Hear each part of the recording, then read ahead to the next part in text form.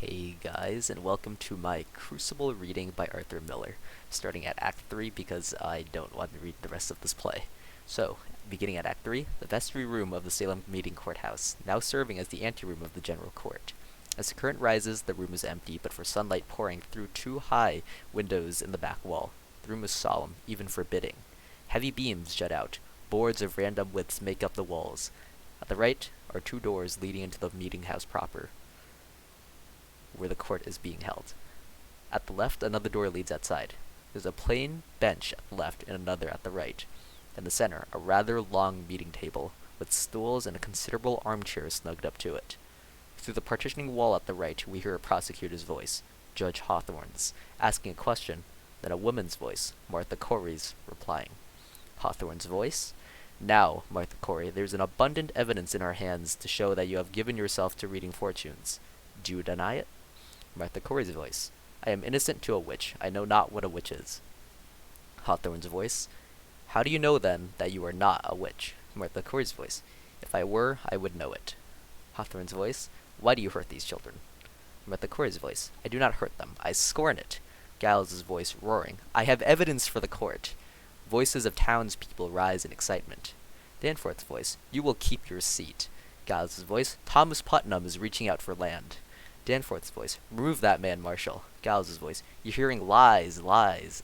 A roaring goes up from the people. Hawthorne's voice. Arrest them, Excellency. Giles's voice. I have evidence. Why will you not hear my evidence? The door opens and Giles is half carried into the vestry room by Herrick. Hands off me. Let me go. That was Giles. Herrick. Giles. Giles replies. Out of my way, Herrick. I bring evidence. Herrick. You cannot go in there, Giles. It's a court. Enter Hale from the court. Hale says, Pray be calm a moment. Giles, you, Mr. Hale, go in there and demand I speak. Hale replies, A moment, sir, a moment. Giles, they'll be hanging my wife. Judge Hawthorne enters. He is in his 60s, a bitter, remorseless Salem judge. Hawthorne, how do you dare come in roaring into this court? Are you gone daft, Corey? Giles, you're not a Boston judge yet, Hawthorne. You'll not call me daft. Enter Deputy Governor Danforth, and behind him Ezekiel Cheever in Paris. On his appearance, silence falls. Danforth is a grave man in his 60s, of some humor and sophistication that does not, however, interfere with an exact loyalty to his position and his cause. He comes down to Giles, who awaits his wrath. Danforth, looking directly at Giles. Who is this man? Paris. Giles Corey, sir. In a more contentious, Giles to Paris. I am asked the question and I am old enough to answer it. To Danforth, who impresses him, and whom he smiles through his strain. My name is Corey, sir. Giles Corey. I have 600 acres and timber in addition. It is my wife you be condemning now. He indicates the courtroom.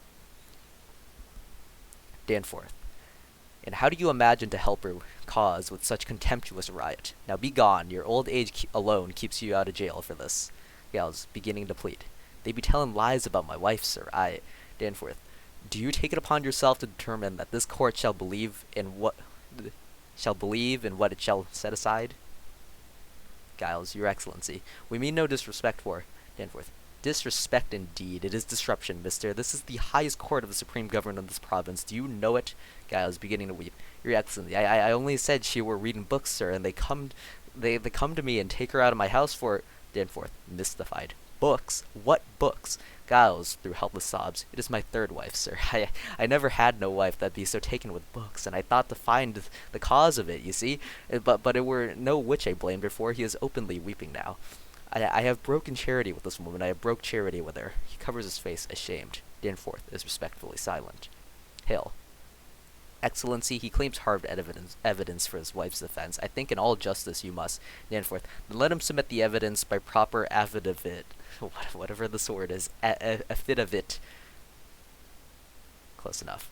You are certainly aware of our procedure here, Mr. Hale. To Herrick. Clear this room. Herrick. Come now, Giles. He gently pushes Corey out. Francis. We are desperate, sir. We come here 3 days now and cannot be heard. Danforth. Who is this man? Francis. Francis Nurse, sir, your excellency. Hale. His wife's Rebecca that were condemned this morning. Danforth. Indeed, I am amazed to find you in such uproar. I have only heard good report of your character, Mr. Nurse. Hawthorne. I think they must be both arrested in contempt, sir. Danforth to Francis. Let you write your plea, and in due time I will. Francis. Excellency, we have proof for your eyes. God forbid you shut them to it. The girls, sir, the girls are frauds. Danforth. What's that? Francis. We have proof of it, sir. They are all deceiving you. Danforth is shocked, but studying Francis. Hawthorne. This is contempt, sir, contempt. Danforth. Peace, Judge Hawthorne. Do you know who I am, Mr. Nurse? Francis. I surely do, sir, and I think you must be a wise judge to be what you are. Danforth. And do you know that near to 400 are in the jails of Marblehead to Lynn, and upon my signature? Francis. Danforth. And 72 condemned to hang by that signature? Francis. Excellency, I never thought you to say such a weighty judge, but you are deceived. Enter Giles Corey from the left. All turn to see as he beckons in Mary Warren with Proctor. Mary is keeping her eyes to the ground. Proctor has her elbow as though she were near collapse. Paris, on seeing her in shock. Mary Warren, he goes directly to her, bending close to her face. What are you about here? Proctor, pressing Paris away from her with a gentle but firm motion of protectiveness. She speak with the deputy governor. Danforth, shocked by this, turns to Herrick. Did you not tell me Mary Warren were sick in bed? Herrick, she were, your honor. When I go to fetch her to the court last week, she said she were sick.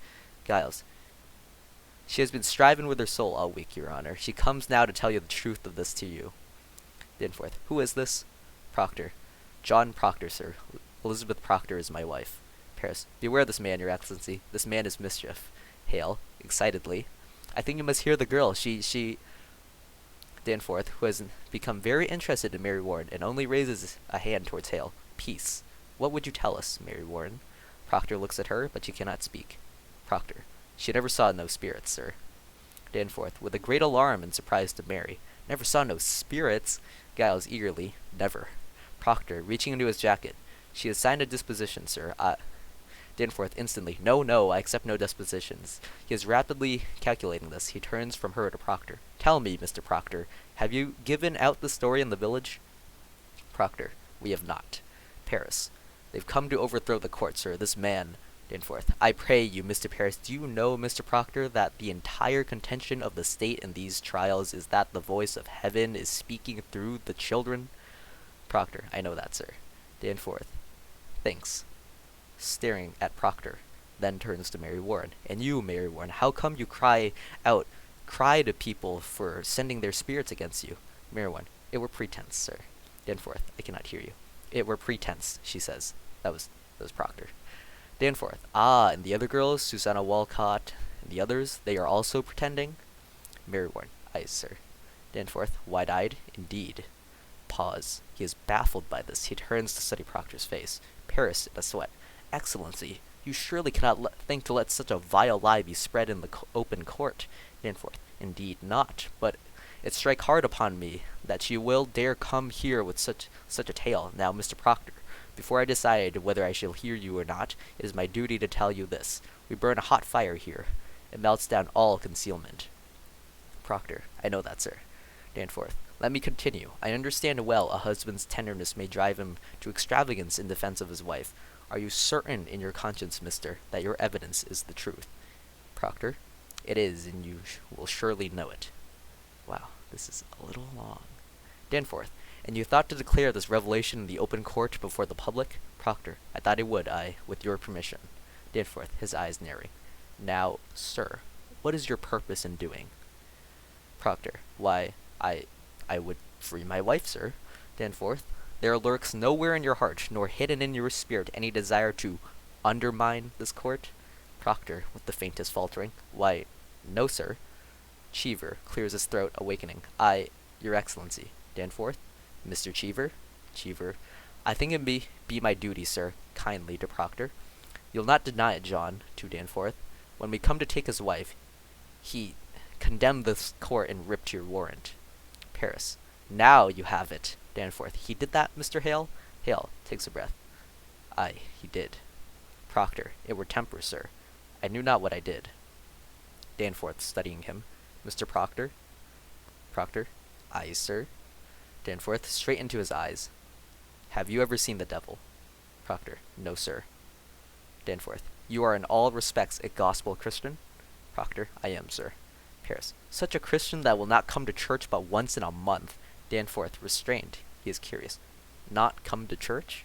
Proctor. I have no love for Mr. Paris. It is no secret, but God I surely love. Cheever. He plow on Sunday, sir. Danforth. Plow on Sunday? Cheever, apologetically. I think it be evidence, John. I am an official of the court. I cannot keep it.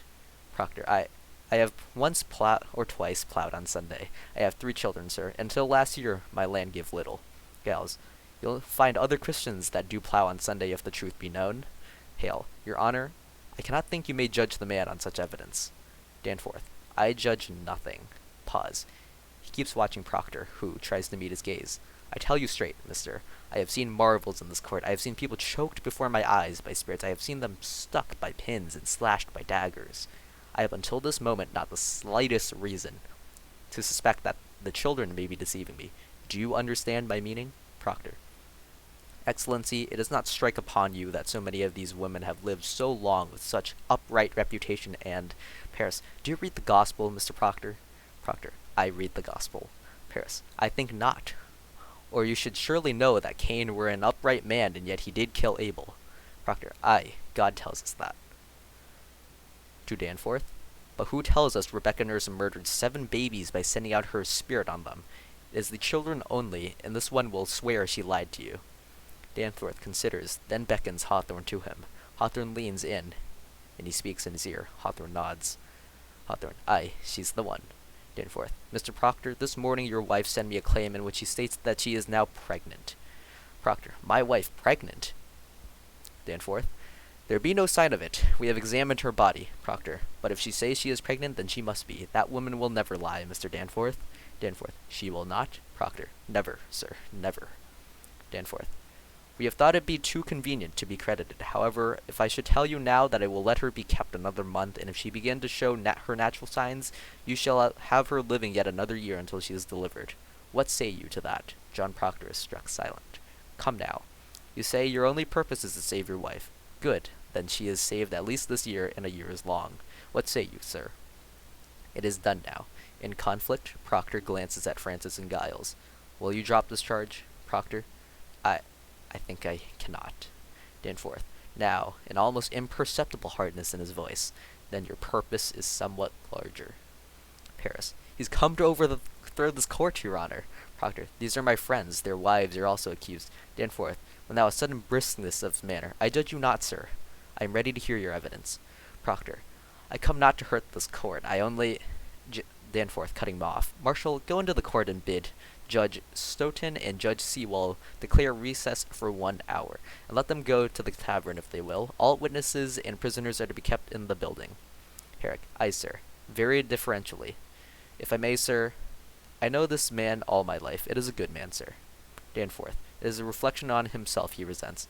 I am sure of it, Marshal. Herrick nods, then goes out.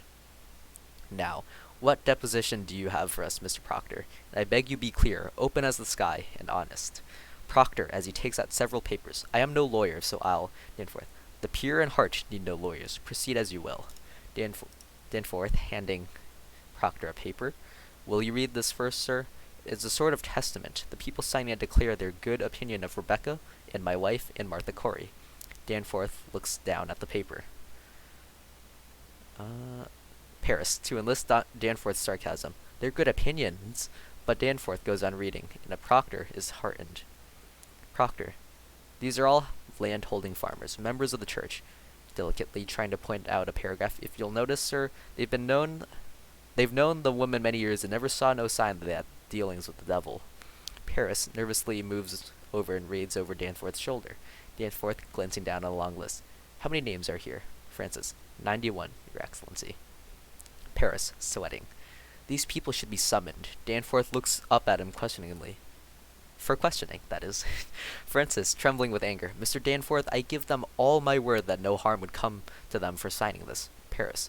This is a clear attack upon the court. Hail to Paris, trying to contain himself. Is every defense an attack upon the court? Can no one... Paris. All innocent and Christian people are happy for the courts in Salem. These people are gloomy for it.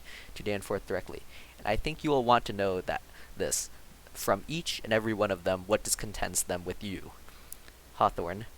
I think they ought to be examined, sir. Danforth. It is not necessarily an attack, I think. Yet, Francis, these are all covenanted Christians, sir. Danforth. Then I'm sure they may have nothing to fear. Hands Cheever the paper. Mr. Cheever, have warrants drawn for all of these. Arrest for examination. To Proctor. Now, mister, what other information do you have for us? Francis is still standing, horrified. You may sit, Mr. Nurse. I have brought trouble on these people. I have... Danforth. No, old man. You have not hurt these people if they are good of conscience. But you must understand, sir, that a person is either with this court, or he must be counted against it. There be no road in between. This is a sharp time now, a precise time. We live no longer in the dusky afternoon when evil mixed itself with the good and befuddled the world. Now, by God's grace, the sun is shining up, and them that fear not light will surely praise it. I hope you will be one of those. Mary Warren suddenly sobs. She's not hearty, I see. Proctor. No, she's not, sir. To Mary, bending to her, holding her hand quietly. Now remember what the angel Raphael said to the boy Tobias. Remember it. Mary Warren, hardly audible. Aye. Proctor. Do that which is good, and no harm shall come to thee. Mary Warren. Aye. Danforth. Come, man. We await you. Marshal Herrick turns and takes his post at the door. Giles. John, my deposition. Give him mine. Proctor. Aye. He hands Danforth another paper. This is Mr. Corey's deposition. Danforth. Oh? He looks down at it. Now Hawthorne comes behind him and reads with him. Hawthorne, suspiciously. What lawyer drew this, Corey? Giles. You know I never hired a lawyer in my life, Hawthorne. Danforth. Finishing the reading. It is very well phrased. My compliments. Mr. Paris, if Mr. Putnam is in the court, will you bring him in? Hawthorne takes the deposition and walks to the window with it. Paris goes into the court. You have no legal training, Mr. Corey? Giles, very pleased. I have the best, sir. I am 73 times... Oh. Not 73. I am 33 time in court in my life. And always plaintiff, too. Danforth. Oh, then you're much put on. Giles. I am never put on. Or put upon. I know my rights, sir, and I will have them. You know, your father tried a case of mine. Might be 35 years ago, I think. Danforth. Indeed. Giles. He never spoke to you of it? Danforth. No, I cannot recall it. Giles. That's strange. He gave me £9 in damages. He were a fair judge, your father. You see, I had a white mare at the time, and this fellow come to borrow the mane. Mare? Enter Paris with Thomas Putnam. When he sees Putnam, Giles' ease goes. He is hard. Aye, there he is. Danforth. Mr. Putnam, I have an accusation here by Mr. Corey against you. He states that you coldly prompted your daughter to cry witchery upon George Jacobs that is now in jail. Putnam. It is a lie. Danforth. Turning to Giles. Mr. Putnam states your charge to lie. What say you to that? Giles, furious, his fists clenched. A fart on Thomas Putnam, that is what I say to that. Danforth. What proof do you submit for your charge, sir? Giles. My proof is there, pointing to the paper. If Jacobs hangs for which he forfeited up his property, that's law, and there is none but Putnam with the coin to buy so great a piece. This man is killing his neighbors for their land. Danforth. But proof, sir. Proof. Giles, pointing at his deposition. The proof is there. I have it from an honest man who heard Putnam say it. The day his daughter cried out on Jacobs, he said she'd given him a fair gift of land. Hawthorne. In the name of this man? Giles, taken aback. What name? Hawthorne. The man that gave you this information. Giles hesitates. Then? Why, I cannot give you his name. Hawthorne. And why not? Giles hesitates, then bursts out. You know well why not. He'll lay in jail if I give his name. Hawthorne. This is contempt of the court, Mr. Danforth. Danforth, to avoid that. You will surely tell us the name. Giles. I will not give you no name. I mentioned my wife's name once, and I'll burn in hell long enough for that. I stand mute. Danforth. The case. I have no choice but to arrest you for the contempt of this court. Do you know that? Giles. This is a hearing. You cannot clap me for contempt of a hearing. Danforth. Oh, it is a proper lawyer. Do you wish me to declare this court in full session here, or will you give me a good reply? Giles, faltering. I cannot give you no name, sir. I cannot. Danforth. You are a foolish old man. Mr. Cheever, begin the record. The court is now in session, I ask you. Mr. Corey. Proctor, breaking in. Your Honor, he has the story in confidence, sir, and Paris, the devil lies in such confidences. To Danforth.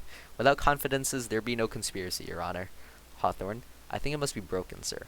Danforth to Giles. Old man, if your informant tells the truth, let him come here and openly state it like a decent man. But if he hide in anonymity, close enough, I must know why. Now, sir, the government and Central Church demand of you the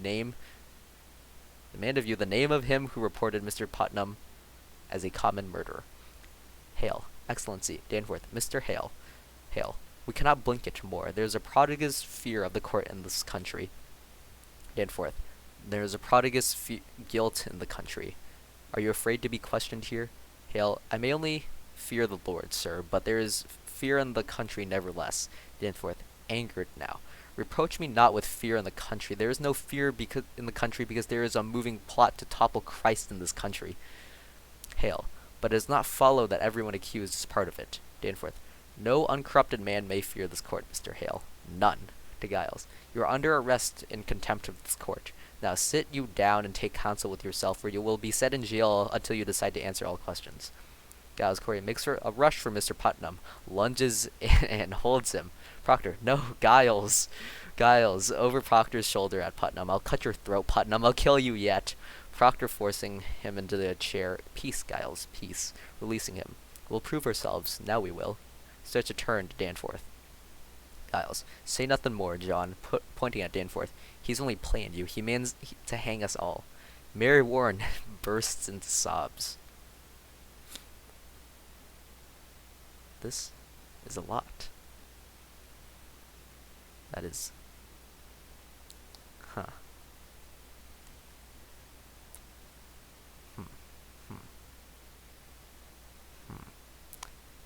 Act 3 is a little long. I will read one more page and then I'm done. Danforth, this is a court of law, mister. I'll have no effrontery here.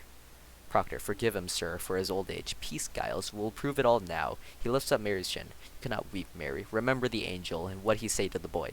Hold to it, now. There is your rock. Mary quiets. He takes out a paper and turns to Danforth. This is Mary Warren's deposition. I would ask you to remember it, sir, while you read it.